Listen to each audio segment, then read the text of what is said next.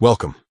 If you've ever wanted to tidy up your Dropbox files directly from your phone, renaming a PDF is a simple way to keep things organized.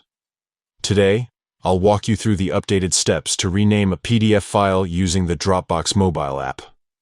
Whether you're on an iPhone or an Android device, this quick guide will have you renaming files in no time. First, start by opening the Dropbox app on your phone.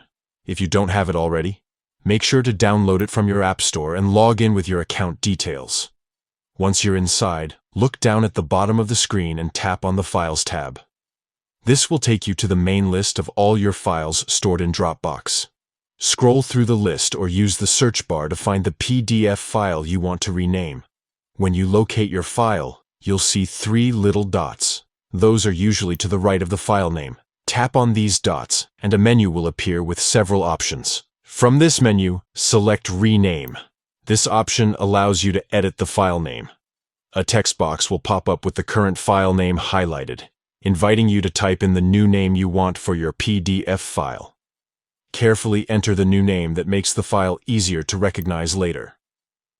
Make sure to keep the .pdf extension if it's visible because that identifies the file type, but often the app does this automatically. After typing the new name, confirm your change by tapping Rename again, or the equivalent confirmation button. That's it. Your PDF file is now renamed and saved with the new title in your Dropbox account. This simple process helps you manage your documents better, especially when you have many files stored on the go. Keeping everything clearly labeled means less time searching and more time getting work done. So next time you need to update a file name, just remember these quick, easy steps. Thanks for watching.